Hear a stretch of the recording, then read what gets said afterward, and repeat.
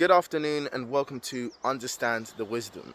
I met a businessman not long ago and he was very inspiring. He was telling me about his business idea and that he hopes it will be successful. In hearing his idea, I expressed to him how I believe the likelihood of its success is quite high. But when I said this to him, he said something that surprised me. He goes, "I hope so, but even if it fails, I will just start again or make another one." His statement was extremely interesting because it goes to show his mindset and the way he thinks.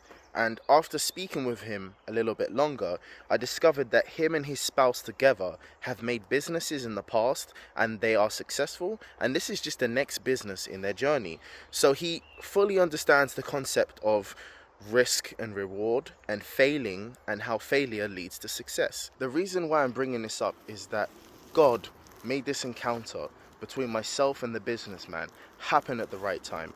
It was during a time after years of procrastination where I told myself I'm finally going to become self-sufficient and an entrepreneur. I was tired of sitting on the bench, so I decided to come out. And after a couple of weeks of writing business plans and trying to figure out what I wanted to do, I hit a wall, and at that point I bumped into this businessman. So he was a spike of inspiration and motivation because he is married, he is a father, and he does have a business that he operates with his spouse, and he will hand that down to his kids. Millionaires and billionaires are great, and they have great information that we should adhere to. Even if you don't want to be a millionaire or billionaire in your life, that type of mentality can help you be more successful in things that you do. There is a reason why they achieve such great heights.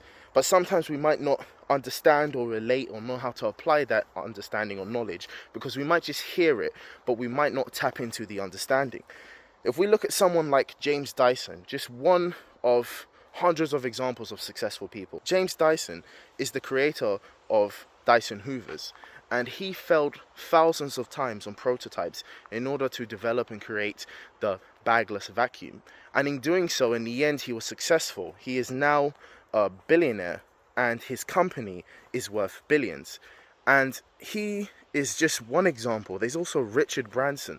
Richard Branson failed multiple times in order to achieve success in his businesses. And what I like about both of these guys is that they didn't come from money.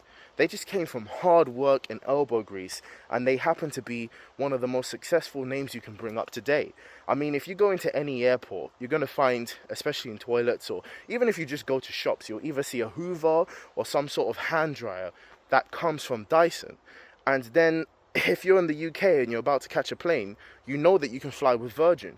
So you can see the success right in front of you. Sometimes we say to ourselves, we don't have the resources, the ability, the product, the money in order to become a successful company.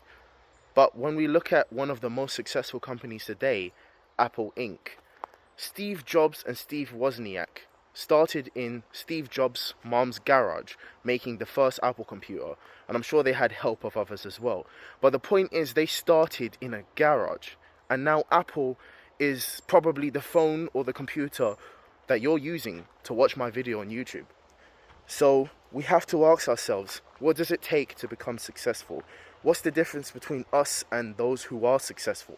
And I'm not talking about necessarily the highest level of success. It can be any level of success. And basically, people take risk and they're not afraid of failing. Statistically, if you look at most millionaires and billionaires, the percentage of them who became rich by working 9 to 5 or became rich by inheritance is extremely low. The highest majority of those successful rich individuals is because they were self-sufficient entrepreneurs, business people, investing, doing all of these type of things which got them to become rich and successful in the first place. The purpose of this video was to inspire you and hopefully touch you in your heart to ask yourself, can I do more? Can I take more risk? I want to end on this little statement. In life, I always tend to self-reflect a lot. I look in the mirror as much as I can in the morning or the evening, and I ask myself, am I happy? Can I do more? And in self-reflection, I understood and realized that when I was younger, I took more risks. And nowadays, because I've reached an age of comfortability and having all the things I've achieved from risk, it's like I'm afraid to take those risks again because I don't want to lose it all.